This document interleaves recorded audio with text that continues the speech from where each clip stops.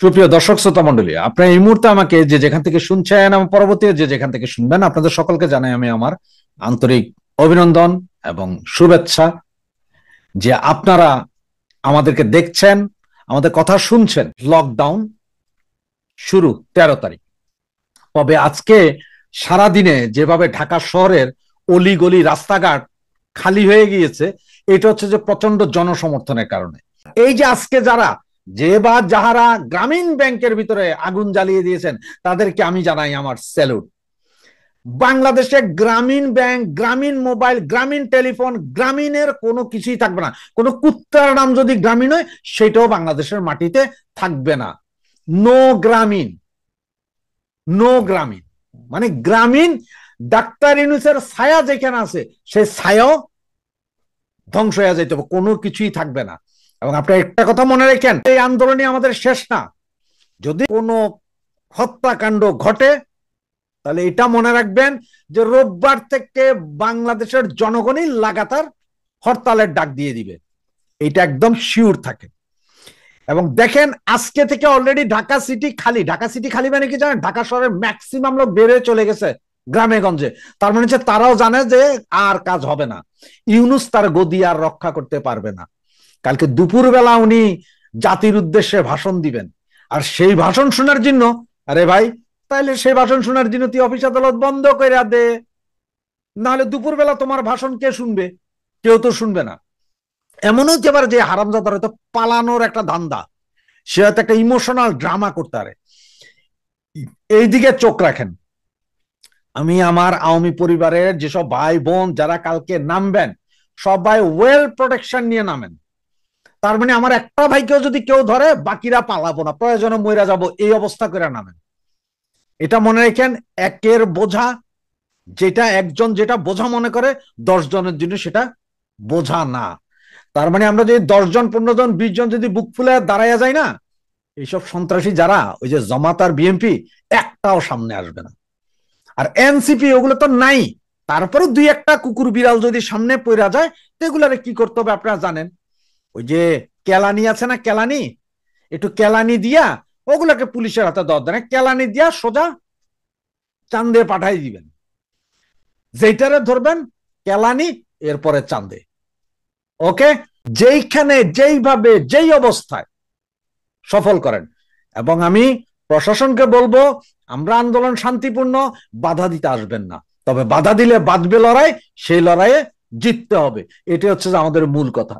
জয় বাংলা, জয় বঙ্গবন্ধু। আওয়ামী লীগের লকডাউন কর্মসূচি ঘিরে ঢাকা শহর জুড়ে টান টান উত্তেজনা। রাজধানীর সবখানে কড়া নিরাপত্তা, রাস্তায় রাস্তায় চেকপয়েন্ট, আবাসিক হোটেল সহ বিভিন্ন জায়গায় চলছে তল্লাশি।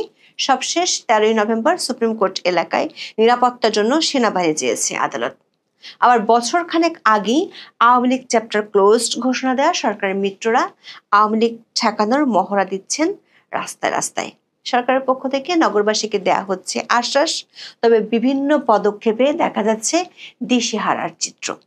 আইন শৃঙ্খলা রক্ষাকারী বাহিনীর হাজার হাজার সদস্য মোতায়েনের মাধ্যমে নেওয়া হয়েছে যুদ্ধ প্রস্তুতি, তবে এর মধ্যেও নগরে দেখা যাচ্ছে অস্থিরতা।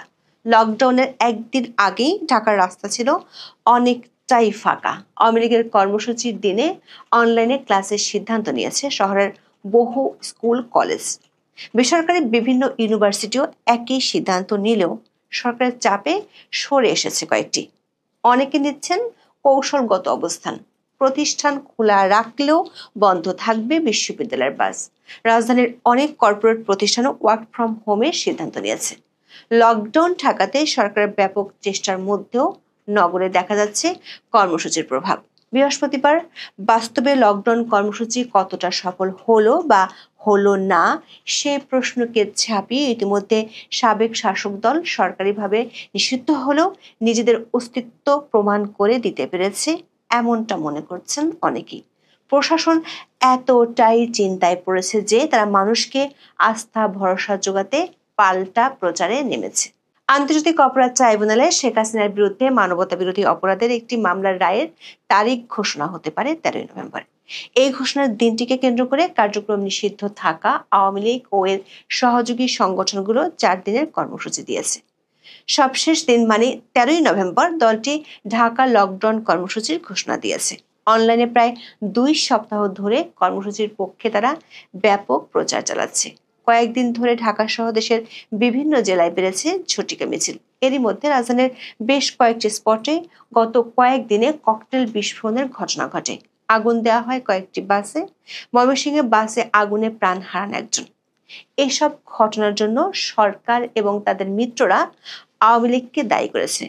তবে আওয়ামী লীগের দাবি সরকার ঘনিষ্ঠরাই করছে এসব নাশকতা। এমন পরিস্থিতিতে জনমনের সংখ্যা বাড়ছে, আর আওয়ামী লীগ ঠেকাতে নজিরবিহীন নিরাপত্তা প্রস্তুতি নেওয়া হয়েছে সরকারের পক্ষ থেকে। কয়েকদিন ধরে রাজধানীতে ব্যাপক তল্লাশি চালাচ্ছে পুলিশ।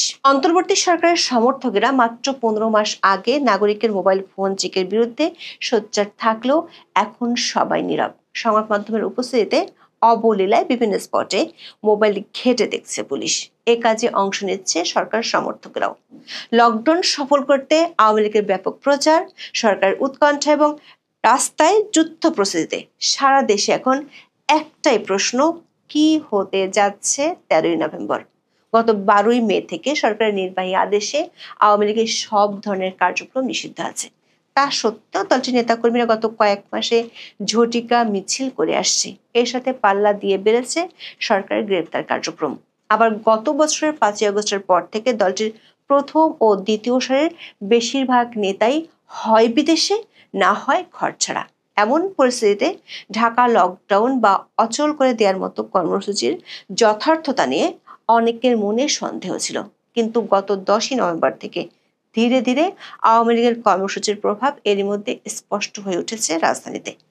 এমনকি আওয়ামী লীগ বিরোধী ও সরকার সমর্থক বলে পরিচিত রাজনৈতিক দলের অনেক নেতাই এমনটা মনে করছেন। 12ই নভেম্বর রাস্তাঘাটে যানবাহন উল্লেখযোগ্য সংখ্যায় কমে গেছে। সন্ধ্যার পর চিত্র আরো বদলে যায়। এরই মধ্যে ধোলাইপাড় এলাকায় একটি বাসে আগুন দেওয়ার খবর পাওয়া যায়। এর আগের রাতে হযরত শাহজালাল আন্তর্জাতিক বিমানবন্দরের প্রবেশ পথে ককটেল বিস্ফোরণে আহত হন আনসারের এক সদস্য। অথচ একদিন আগে সরকার দেশের সবগুলো বিমানবন্দরের নিরাপত্তা জোরদার করার নির্দেশ দিয়েছিল। গত কয়েকদিনে বেশ কয়েকটি বাসে আগুন দেওয়ার ঘটনা ঘটেছে। ঘন ঘন ককটেল বিস্ফোরণ হচ্ছে। ঢাকার পুলিশ কমিশনার শেখ মোহাম্মদ সাজ্জাদ আলী জানিয়েছেন, গত 11 দিনে 15টি জায়গায় 17টি ককটেল বিস্ফোরণের ঘটনা ঘটেছে। আর গত 2 দিনে 9টি যানবাহনে আগুন দেওয়া হয়েছে। গাজীপুরে গ্রামীণ টেলিকম ট্রাস্টের নিসর্গ রিসোর্ট থেকে সকালে উদ্ধার করা হয় 2টি পেট্রোল বোমা। দর্শক, গ্রামীণ টেলিকম ট্রাস্টের চেয়ারম্যান ও ব্যবস্থাপনা ট্রাস্টি হলেন বাংলাদেশের অন্তর্বর্তী সরকারের প্রধান উপদেষ্টা ডক্টর মোহাম্মদ ইউনূস। আবার ব্রাহ্মণবাড়িয়ার বিজয়নগরে গ্রামীণ ব্যাংকে পেট্রোল ঢেলে আগুন দেওয়া হয়েছে। মৌলভীবাজারে রেল লাইনে 12ই নভেম্বর স্লিপার ফেলে ট্রেন দুর্ঘটনার চেষ্টা হয়েছে। বড় ধরনের দুর্ঘটনা থেকে রক্ষা পায় ঢাকাগামী কালনী এক্সপ্রেস। ঢাকা ও ঢাকার বাইরে বিভিন্ন জায়গায় কয়েকদিন ধরে ঘটছে এ ধরনের ঘটনা। এসব ঘটনার দায় আওয়ামী লীগকে দিচ্ছেন সরকার সমর্থকেরা। অন্যদিকে আওয়ামী লীগের দাবি সরকার অনুসারীরাই পরিকল্পিত নাশকতা করছে। শুরুতে সরকার, বিশেষ করে স্বরাষ্ট্র মন্ত্রণালয়ের বক্তব্যে এই কর্মসূচিকে গুরুত্ব দিতে দেখা যায়নি। তবে গত 10ই নভেম্বর থেকে বাংলাদেশের প্রতিটি জেলা উপজেলায় আওয়ামী লীগ যেভাবে মিটিং মিছিল সংগঠিতভাবে করেছে, তাতে প্রশাসন নড়ে চড়ে বসেছে। নির্বাচন নিয়ে প্রশিক্ষণ দিতে সেনাবাহিনীর অর্ধেক জওয়ানকে ব্যারাকে পাঠিয়ে দেওয়া হয়েছিল দিন 10 আগে।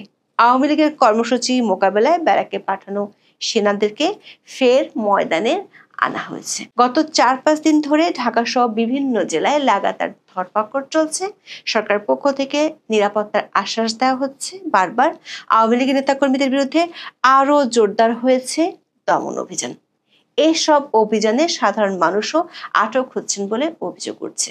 চট্টগ্রামে একজন জুলাই যোদ্ধার ফেসবুক পোস্টের ভিত্তিতে 12ই নভেম্বর বিকেলে সাবেক শিক্ষামন্ত্রী মহিবুল হাসান চৌধুরী নওফেলের বাসায় তল্লাশি চালায় পুলিশ। আটক করা হয় 7 জনকে। সমকালের প্রতিবেদনে বলা হয়, আওয়ামী লীগের লকডাউন সফল করতে নওফেলের বাসায় ছাত্রলীগ, যুবলীগ নেতাকর্মীরা জড়ো হয়ে প্রস্তুতি নিচ্ছেন এমন দাবি করে ফেসবুকে পোস্ট দেন একজন জুলাই যোদ্ধা। পরে পুলিশ তল্লাশি চালায়। বাসায় নওফেলের পরিবারের কাউকেই পাওয়া যায়নি। তবে নওফেলের ছোট ভাইয়ের মালিকানাধীন একটি ক্যাফের 7 কর্মচারীকে আটক করা হয়। ক্যাফেটি গত বছরের 5ই আগস্টের পর বন্ধ হয়ে যায়। এরপর থেকে কর্মচারীরা নওফলের বাসায় খাবার তৈরি করে ফুড পান্ডার মাধ্যমে বিক্রি করতেন। সরকার এমন কড়াকড়িতে আওয়ামী লীগের কর্মসূচির দিনটির আগেই প্রভাব স্পষ্ট হতে শুরু করেছে। ঢাকার রাস্তাঘাটে 12ই নভেম্বর ছিল অনেকটাই ফাঁকা। সন্ধ্যার পর আরো শুনশান হতে শুরু করে বিভিন্ন এলাকা। আবার এমন কিছু ঘটনা ঘটেছে যেসব স্থানে, যে জায়গাগুলোয় সরকার সমর্থকদের পুরোপুরি দখলে, যেমন ঢাকা বিশ্ববিদ্যালয়ের 5টি স্থাপনার মূল ফটকে গভীর রাতে ঝুলানো হয় তালা। সেগুলোর উপর লেখা ছিল লকডাউন বিএসএল। দর্শক, আওয়ামী লীগের অঙ্গ সংগঠন ছাত্রলীগ নিষিদ্ধ সংগঠন। ঢাকা বিশ্ববিদ্যালয়ের ক্যাম্পাসে ছাত্রলীগের অস্তিত্বই নেই। সেখানে 5টি ফটকে কিভাবে তালা ঝুলিয়ে দিল, সেই প্রশ্ন দেখা দিয়েছে অনেকের মনে। ভয় শুধু রাস্তায় নয়, শিক্ষা প্রতিষ্ঠানগুলোতেও পেয়ে বসেছে। নিরাপত্তাহীনতার শঙ্কায় রাজধানীর বিভিন্ন স্কুল কলেজে 13ই নভেম্বর ক্লাস পরীক্ষা স্থগিত করা হয়েছে। এসব প্রতিষ্ঠান চলবে অনলাইন ক্লাসে। কিছু বেসরকারি বিশ্ববিদ্যালয় একই ধরনের সিদ্ধান্ত নেয়। তবে সরকারের চাপে পিছু হটে অনেকে। বিশ্ববিদ্যালয় মঞ্জুরি কমিশনের হস্তক্ষেপে সিদ্ধান্ত পরিবর্তনের কথা জানায় কর্তৃপক্ষ। তবে বন্ধ রাখা হবে নিজস্ব পরিবহন ব্যবস্থা। শান্তা মারিয়াম ইউনিভার্সিটি 11ই নভেম্বর শিক্ষার্থীদের নোটিশ দিয়ে ক্লাস পরীক্ষা বন্ধের সিদ্ধান্ত জানায়। ইস্ট ওয়েস্ট ইউনিভার্সিটিও নিয়েছিল একই সিদ্ধান্ত, কিন্তু সরকারের চাপে তারা পিছিয়ে এসেছে। অবশ্য বিশ্ববিদ্যালয়ের সংশ্লিষ্টরা বলছেন, নিজস্ব পরিবহন ব্যবস্থা বন্ধ রাখার মাধ্যমে তারা একটি বার্তা দিচ্ছেন। সেটি হলো নিরাপত্তার দায়-দায়িত্ব নিজেদের কাঁধে তারা নেবেন না। রাজধানীর বিভিন্ন কর্পোরেট প্রতিষ্ঠান তাদের কর্মীদের জন্য 13ই নভেম্বর ওয়ার্ক ফ্রম হোমের ঘোষণা দিয়েছে। বেশ কয়েকটি বেসরকারি উন্নয়ন সংস্থার কর্মীরাও কাজ করবেন বাসা থেকে। সব মিলিয়ে নানান শঙ্কা। আর সরকার অতি প্রতিক্রিয়ায় ক্ষমতা হারানোর 15 মাসের মাথায় আওয়ামী লীগের ঘোষিত লকডাউন সবার আলোচনার কেন্দ্রে জায়গা করে নিয়েছে। দিন শেষে সরকারের দুশ্চিন্তা আরও বেড়েছে। 13ই নভেম্বর সাবেক প্রধানমন্ত্রী শেখ হাসিনার মামলার রায়ের দিনক্ষণ ঠিক করাকে কেন্দ্র করে ট্রাইব্যুনাল এলাকায় সেনা মোতায়েন চেয়ে সেনা সদর দপ্তরে চিঠি দিয়েছে সুপ্রিম কোর্ট। বুধবার সেনা সদরে এই চিঠি দেওয়া হয়। সুপ্রিম কোর্টের জনসংযোগ কর্মকর্তা মোহাম্মদ শফিকুল ইসলাম দেশ রূপান্তরকে বলেছেন, ট্রাইব্যুনালে সেনা মোতায়েন চেয়ে সুপ্রিম কোর্টের রেজিস্ট্রার জেনারেল অফিস থেকে সেনা সদর দপ্তরে চিঠি পাঠানো হয়েছে। বিমানবন্দরের পাশাপাশি সকল রেলপথে নিরাপত্তা জোরদারের নির্দেশ দিয়েছে সরকার। স্বরাষ্ট্র মন্ত্রণালয় থেকে কাউকে সন্দেহ হলেই গ্রেপ্তারের নির্দেশ দেওয়া হয়েছে। এত নির্দেশনার পরও সরকার একদিকে যেমন জনমনের স্বস্তি আনতে পারছে না, তেমনি নিজেও টেনশন মুক্ত হতে পারছে না। উপায় না দেখে নিজের মিত্র দলগুলোকে মাঠে থাকারও অনুরোধ জানিয়েছে। একদিন আগে স্বরাষ্ট্র উপদেষ্টার সভাপতিত্বে আইন শৃঙ্খলা সংক্রান্ত উপদেষ্টা পরিষদ কমিটির বৈঠক হয়। সেখান থেকে আওয়ামী লীগকে প্রতিরোধ করতে বিএনপি, জামাত, এনসিপিকে মাঠে থাকার অনুরোধ জানানো হয়েছিল। কাউকে সন্দেহ হলে পুলিশের হাতে তুলে দেওয়ার আহ্বানও জানানো হয়। সরকারের ডাকে সাড়া দিয়ে মাঠে মহড়া দিতে শুরু করেছে মিত্ররা। কিংস পার্টি এনসিপির পক্ষ থেকে 12ই নভেম্বর সন্ধ্যায় বাংলা মোটর শাহবাগ এলাকায় মিছিল করা হয়। অন্যদিকে জামাত, ইসলামী আন্দোলন সহ 8টি ইসলামী দল 13ই নভেম্বর রাজপথে থাকার ঘোষণা দিয়েছে। তবে বিএনপির পক্ষ থেকে এখনো তেমন কোনো ঘোষণা আসেনি। দর্শক, প্রশ্ন হলো, যে দলটির কার্যক্রম নিষিদ্ধ, সরকার একাধিক ব্যক্তি এরই মধ্যে একাধিকবার যে দলটির অস্তিত্ব নেই বলে ঘোষণা দিয়েছেন, সেই দলটির অনলাইনে ঘোষণা করা কার্যক্রমে সরকার এমন অস্বস্তি আর উদ্বেগের মধ্যে পড়ে গেল কেন? গত নভেম্বর থেকে শেখ হাসিনা দিল্লি থেকে অনলাইনে দলীয় নেতাকর্মীদের উদ্দেশ্যে অডিও বার্তা দিতেন।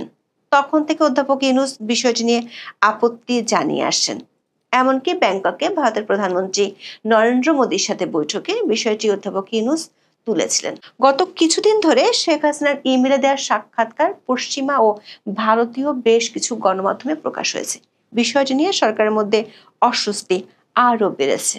বাংলাদেশের সরকারি সংবাদ সংস্থা বাসস জানিয়েছে, সাবেক প্রধানমন্ত্রী শেখ হাসিনার এভাবে সাক্ষাৎকার দেওয়ার বিষয়টি নিয়ে বাংলাদেশের পররাষ্ট্র মন্ত্রণালয় আপত্তি জানিয়েছে। বুধবার ঢাকায় ভারতীয় উপ হাই কমিশনার পবন ভাদেকে পররাষ্ট্র মন্ত্রণালয় তলব করে বাংলাদেশের পক্ষ থেকে দক্ষিণ এশিয়া অনুবিভাগের মহাপরিচালক এই বার্তা দেন। ফলে বোঝাই যাচ্ছে, শেখ হাসিনা ও আওয়ামী লীগের কর্মকাণ্ড নিয়ে সরকার অস্বস্তি দিনকে দিন বাড়ছে। সরকারের সেই অস্বস্তি আরও বাড়াচ্ছে আন্তর্জাতিক মিত্ররা। এরই মধ্যে বেশ কিছু আন্তর্জাতিক সংগঠন আওয়ামী লীগের উপর নিষেধাজ্ঞা তুলে নেওয়ার জন্য সরকার উদ্দেশ্যে খোলা চিঠি দিয়েছে। ব্রিটিশ সাংসদরাও চিঠি দিয়েছেন। সবশেষ লন্ডনের হাউস অব কমন্সের সদস্য বব ব্ল্যাকম্যান 11 নভেম্বর সকল দলকে নিয়ে অন্তর্ভুক্তিমূলক নির্বাচন চেয়ে বিবৃতি দিয়েছেন। এমন পরিস্থিতি সত্ত্বেও সরকারের মিত্ররা গত 15 মাসে আওয়ামী লীগকে অসংখ্যবার বিলুপ্ত ঘোষণা করেছে। কিংস পার্টির নেতাদের মুখ থেকে বারবার শোনা গেছে আওয়ামী লীগের চ্যাপ্টার ক্লোজ করার ঘোষণা।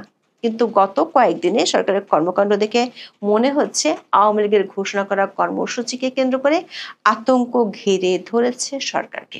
ঢাকায় আইন শৃঙ্খলা বাহিনীর হাজার হাজার সদস্য দিনরাত একাকার করে দায়িত্ব পালন করছেন।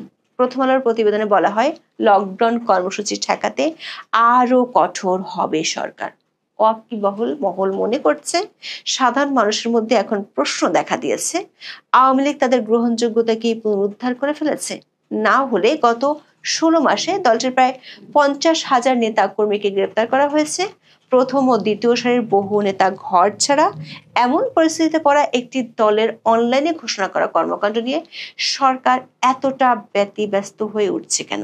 রাস্তায় পুলিশের কড়াকড়িতে মানুষের মধ্যে ভয় আরো বাড়ছে। অনেকে প্রশ্ন রাখছেন, সরকার ভয়েই কি প্রমাণ করে যে আওয়ামী লীগের কর্মসূচির অনেকটাই সফল হয়ে গেছে? অনেকে বলছেন আওয়ামী লীগ চায় মানুষ যাতে বাইরে বের না হয়, ঘরে থাকে। এখন সরকার যদি এতটা কড়াকড়ি আরোপ করে তাহলে মানুষের মনের মধ্যে তো সেই ভয় চলেই আসছে। 13 নভেম্বর ঢাকা লকডাউনের কর্মসূচি নিয়ে সাধারণ মানুষের মধ্যেও আলোচনা এবং উৎকণ্ঠা দুই আছে। প্রশ্ন হলো, মানুষের মধ্যে এই ভয় কি 13 নভেম্বর শেষ হবে নাকি এর রেশ? আপনারা জানেন বাংলাদেশে যে টালমাটাল অবস্থা যাচ্ছে, এর ভিতরেই আওয়ামী লীগের লকডাউনের ডাক। আওয়ামী লীগ যখন লকডাউনের ডাক দেয় তখন আওয়ামী লীগের উপরে নিষেধাজ্ঞা। আপনারা জানেন বাংলাদেশের সব রাজনৈতিক দল কর্মকাণ্ড করতে পারবে, কিন্তু বাংলাদেশ আওয়ামী লীগকে কোনো কর্মকাণ্ডে অংশগ্রহণ করার সুযোগ দিচ্ছে না। কারণ আমাদের ছেলেরা কর্মকাণ্ড করলেই সেটাকে ক্রিমিনাল অ্যাক্ট হিসেবে বিচার করা হচ্ছে। সেই রকম একটি কঠিন সময়ে বাংলাদেশ আওয়ামী লীগ ডাক দিয়েছে লকডাউনের। আপনারা জানেন আমাদের অনেক নেতাকর্মী দেশান্তরিত, আমাদের অসংখ্য নেতাকর্মীকে হত্যা করা হয়েছে, গুম করা হয়েছে। লক্ষ লক্ষ নেতাকর্মী সারা দেশে জেলখানায় বসে বসে কাঁদছে। ঠিক সেই রকম অবস্থায় আমাদের এই লকডাউনকে সামনে রেখে বাংলাদেশে যে সাজ রব অবস্থা, এটাতে অলরেডি আমাদের সফলতা এসে গেছে। আপনারা দেখেছেন সরকার বলছে 1.5 লক্ষ পুলিশ নামাবে, 1,30,000 আর্মি নামাবে, 2 লক্ষ বিডিআর আনসার নামাবে। কিসের জন্য? যুদ্ধ করার জন্য। কাদের সাথে যুদ্ধ? আওয়ামী লীগের সাথে যুদ্ধ। আওয়ামী লীগ প্রস্তুত হচ্ছে। আপনারা চিন্তা করার কোনো কারণ নেই। আমরা এটা একটা জাকি মারলাম, এই জাকিতে সরকারের পায়ের নিচের মাটি কেঁপে উঠেছে। সরকার বুঝতে পেরেছে এই দেশ, এই মাটি এবং এই মানুষ, এই সমাজ, এই রাষ্ট্র আওয়ামী লীগ অবিচ্ছেদ্যভাবে অঙ্গাঙ্গিভাবে জড়িত। এই দলকে কোনোভাবেই এই রাষ্ট্র থেকে মাইনাস করা সম্ভব না। আপনারা জানেন ডক্টর ইউনূস ক্ষমতায় আসার পর থেকে এই মৌলবাদী জঙ্গিবাদী গোষ্ঠী প্রতিনিয়ত বাংলাদেশকে জঙ্গিবাদের ক্ষেত্রে পরিণত করেছে। সাম্প্রতিক আপনারা জানেন 2টি হত্যাকাণ্ড হয়েছে, বিয়োগাত্মক ঘটনা। একটি ইসলামাবাদে, একটি ভারতের রাজধানী দিল্লিতে লালকেল্লার কাছে। সেখানে 9 জন মানুষ ইনস্ট্যান্ট মারা যায়। আমরা শুনেছি ইসলামাবাদেও 12 জন মানুষ মারা গিয়েছে। ইসলামাবাদে যে জঙ্গিরা হামলা করেছে তারা স্বীকার করেছে এই জঙ্গি হামলা তেহরিকে তালেবান নামে জঙ্গি গোষ্ঠী, তারা বিজ্ঞপ্তি দিয়ে স্বীকার করেছে যে আমরা পাকিস্তানের ইসলামাবাদে এই হামলাটি করেছি। কারণ তারা চায় একটি ইসলামী রাষ্ট্র, তালেবানের মতো রাষ্ট্র, যেই তালেবানকে পাকিস্তান জন্ম দিয়েছে। এই তালেবানের জন্ম হয়েছে পাকিস্তানের ভূমিতে, এই তালেবান বেড়ে উঠেছে পাকিস্তানে। এই তালেবানকে শিক্ষা এবং অস্ত্র, যুদ্ধ সবকিছু কিন্তু এই পাকিস্তানের নেতৃত্বে হয়েছে। সেই পাকিস্তান এখন তার পালা কুত্তায় তাকে খেয়ে ফেলতেছে। সুতরাং আপনি যদি অন্যায়কারী পালেন, আপনি যদি সন্ত্রাসী পালেন, চাঁদাবাজ পালেন, সেটা আপনাকে একদিন খেয়ে ফেলবে। অন্যদিকে ভারতে যে হামলা হয়েছে সেখানে যাদেরকে এই পর্যন্ত গ্রেপ্তার করা হয়েছে তাদের সাথে বাংলাদেশি কানেকশনের আমরা খবর পেয়েছি। ভারতীয় সাংবাদিকেরা বলছেন বাংলাদেশে একজন ডাক্তার ঢাকাতে পাশ করে গিয়ে এই ভারতে মৌলবাদী চড়াচ্ছে এবং আলটিমেটলি তিনিও ওই মাস্টার মাইন্ডদের একজন। তা এখন ব্যাপারটা বোঝেন, বাংলাদেশে 5 আগস্ট জঙ্গি হামলা হয়েছে। সেই জঙ্গি হামলায় আমাদের মেট্রো রেল পড়ে গেছে, আমাদের গণভবন ধ্বংস হয়ে গেছে, আমাদের সংসদ ভবন আক্রান্ত হয়েছে, আমাদের টেলিভিশন ভবন পুড়িয়ে ছারখার করে দেওয়া হয়েছে, আমাদের সেতু ভবনকে পুড়িয়ে দেওয়া হয়েছে, ঢাকা শহরটিকে একটি গোরস্থান তৈরি করে বাংলাদেশকে বলৎকার করা হয়েছে। সেই রকম অবস্থায় ডক্টর ইউনূস এসে ক্ষমতা নিয়েছেন। কিন্তু ক্ষমতা নিলে কি হবে? ডক্টর ইউনূস আছেন এখন দ্বৈত শাসনের মধ্যে। ডক্টর ইউনূসের আছে দায়িত্ব, কোনো ক্ষমতা নেই, আর অন্যদিকে এই জঙ্গিবাদী গোষ্ঠী জামাত শিবির সহ তাদের আছে ক্ষমতা, কোনো দায়িত্ব নেই। আপনারা জানেন ওই ব্রিটিশরা যখন ভারতকে দখল করে, একদিকে বাংলার ক্ষমতাহীন নবাব ঠুটু জগন্নাথ, তার ছিল অনেক দায়িত্ব কিন্তু কোনো ক্ষমতা এবং অর্থ ছিল না। অন্যদিকে ইংরেজ কোম্পানি লর্ড ক্লাইভের নেতৃত্বে তাদের ছিল সীমাহীন ক্ষমতা কিন্তু বিন্দু মাত্র দায়িত্ব ছিল না জাতির প্রতি। এই ক্ষমতাহীন দায়িত্ব আর দায়িত্বহীন ক্ষমতা, এই দুইটা মিলে বাংলায় মাৎসন্যায় এনেছিল দুর্ভিক্ষ। আপনারা জানেন সেই দুর্ভিক্ষে লক্ষ লক্ষ মানুষ মারা গিয়েছিল। এই বাংলাদেশে আজকের যে অবস্থা, ওই রবার্ট ক্লাইভের ক্ষমতাহীন দায়িত্ব আর দায়িত্বহীন ক্ষমতায় যে অবস্থা, দ্বৈত শাসন হয়েছিল বাংলাদেশে, আজ সেই দ্বৈত শাসন চলছে। জামাতে ইসলামী এবং তার মৌলবাদী গোষ্ঠী অন্যান্য দোসররা বিএনপিকে সাথে নিয়ে চেষ্টা করেছিল, কিন্তু যেই কোনোভাবেই হোক বিএনপি একটা পর্যায়ে গিয়ে বুঝতে পেরে জামাতের সাথ লগ ছেড়ে দিয়েছে। এখন জামাতের সাথে সমস্ত মৌলবাদী শক্তি, সমস্ত পীর শক্তি, সমস্ত এই বুজুর্গ শক্তি আইসা সব দেশটাকে তছনছ করে দিচ্ছে। এই জঙ্গিরা পাকিস্তান থেকে প্রতি মাসে মাসে সেনাবাহিনী নিয়ে আসছে। বর্তমানে আজকেও বাংলাদেশে পাকিস্তানের নৌবাহিনীর প্রধান। কেন রে ভাই? বাংলাদেশটাকে কেন তোদের দরকার? তোরা 71 সালে জুতা খেয়ে তোদের কি শিক্ষা হয়নি? এই 71 সালের এত বছর পর আবার বাংলাদেশে কেন? কারণ এই বাংলাদেশে মূলত আসছে মিলিশিয়া সৃষ্টি করবে, তারা ভারতকে অশান্ত করতে এই বাংলাদেশকে ব্যবহার করবে। যার কারণে এখন এই মৌলবাদী শক্তি প্রতিদিনে পাকিস্তান থেকে সেনাবাহিনী নিয়ে আসছে, মন্ত্রী নিয়ে এসছে, সচিব নিয়ে এসছে। গত কদিন আগে আপনারা জানেন যে জৈশে মোহাম্মদী এবং লস্করে তৈয়বার যে সেকেন্ড ইন কমান্ড বাংলাদেশে ঘুরে গেছে। কেন? বাংলাদেশে শেখ হাসিনার সময় তাদের ভিসা হতো না, এখন তারা লাল পাসপোর্ট নিয়ে এয়ারপোর্টে আসে, মামার বাড়ির মতো চিল করে দেয়। আপনারা জানেন বাংলাদেশে ডক্টর ইউনূস ক্ষমতায় আসার পর পাকিস্তানের সাথে যে 2টি কারবার করেছে, অনেকগুলো কাজে করেছে, তার মধ্যে 2টি উল্লেখযোগ্য। একটি হচ্ছে চট্টগ্রাম বন্দরে যেহেতু পাকিস্তান থেকে মাঝে মাঝে জাহাজ আসে, সেই জাহাজে আসে জঙ্গিদের জন্য অস্ত্র, আসে মাদক, সেই জন্য বাংলাদেশ সরকার ব্যবস্থা করেছিল যে 2বার করে সেই জাহাজকে তল্লাশি করা হবে, অর্থাৎ সেখানে যে মাল আসবে, পণ্য আসবে, সেটাকে 2বার তল্লাশি করা হবে। কিন্তু ডক্টর ইউনূস সরকার আসার পর বলল এখন থেকে পাকিস্তান থেকে যেই সব জাহাজ আসবে সেগুলোকে আর তল্লাশি করা লাগবে না। এই যে দেখেন গত সপ্তাহে পাকিস্তান থেকে পাখির খাবার আনতে গিয়ে 2 টন নিয়ে আসছে ওই যে পপি সিড, যেগুলা দিয়ে হেরোইন, কোকেন, আফিম, মারিজুয়ানা বানায়। তাহলে আপনি চিন্তা করেন এই অল্প কদিনের ভিতরে পাকিস্তান লাইসেন্স পাওয়ার পরে এই অপকর্ম শুরু করেছে। 10টা আগস্টের কথা আপনারা কেউ ভুলে যাননি। তারপরে দেখেন বাংলাদেশের এয়ারপোর্টে দ্বিতীয় চুক্তিটি হলো যে বাংলাদেশের এয়ারপোর্টে এখন থেকে পাকিস্তানের লাল পাসপোর্ট নিয়ে অর্থাৎ কূটনৈতিক পাসপোর্ট নিয়ে যারা আসবে তাদেরকে আর ভিসা নিয়ে আসতে হবে না। অথচ ভারতের কূটনীতিকেরাও আমাদের দেশে ভিসা নিয়েই আসেন, কিন্তু পাকিস্তানের কূটনীতিককে এখন আর ভিসা নিয়ে আসতে হবে না। তাহলে কি করতে হবে? মামার বাড়িতে এয়ারপোর্টে আসলে একটি বিশেষ বুথ থাকবে পাকিস্তানের জন্য, সেখানে সিল মারি দিবে, তানারা চলে আসবেন আমাদের দেশে। এই করে এখন লস্করে তৈয়বা, জৈশে মোহাম্মদী, এইরকম যেই সব সাম্প্রদায়িক শক্তি, মৌলবাদী শক্তি, আইএস টাইপের শক্তি আছে, তারা এখনো বাংলাদেশে অহরহ ঢুকছে, প্রতিদিন আসছে, প্রতিদিন যাচ্ছে। এবং তারা এই বাংলাদেশে যে জঙ্গি গোষ্ঠী 5 আগস্টে ক্ষমতা নিয়েছে, তাদেরকে দিয়ে এখন ভারতকে আক্রমণ করার চেষ্টা করা হচ্ছে। এবং ভারতে যেই হামলাটি হয়েছে, যেই সব ডাক্তারদেরকে ধরা হয়েছে, তাদের মধ্যে একজনকে শনাক্ত করা গেছে যে তিনি বাংলাদেশ থেকে, তিনি কিন্তু ভারতীয় নাগরিক, কাশ্মীরের মহিলা নাগরিক, কিন্তু তিনি বাংলাদেশে ডাক্তারি পড়ে গিয়েছেন। এবং এখানে থেকেই এই মৌলবাদী জঙ্গি গোষ্ঠী দ্বারা তিনি হৃষ্টপুষ্ট হয়েছেন।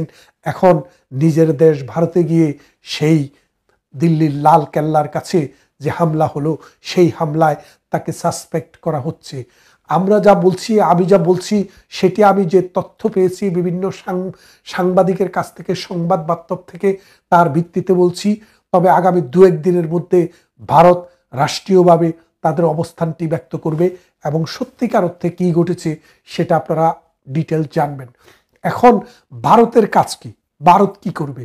ভারত বঙ্গবন্ধু কন্যা শেখ হাসিনা যতদিন বাংলাদেশের সিংহাসন, বাংলাদেশের মন্ত্রিত্ব, বাংলাদেশের প্রধানমন্ত্রিত্ব এবং বাংলাদেশের দায়িত্বে ছিলেন, ততদিন পর্যন্ত ভারত কোনো অশান্তিতে থাকেনি। ভারতের সীমান্ত রক্ষিত ছিল। বাংলাদেশ থেকে কোনো সাম্প্রদায়িক শক্তিকে আমরা ভারতে যেতে দেইনি।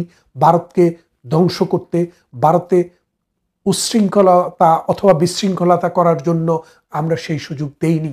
কিন্তু শেষ পর্যন্ত ভারত কিন্তু প্রধানমন্ত্রী শেখ হাসিনার যে কর্মসূচি ছিল, সেই কর্মসূচিতে যেই কোনো কারণেই একটু ঢিলা দিয়েছিল, যার কারণে প্রধানমন্ত্রী শেখ হাসিনা ক্ষমতা হারিয়েছেন, তার মন্ত্রিত্ব গিয়েছে, তিনি ভারতে গিয়ে আশ্রয় নিয়েছেন।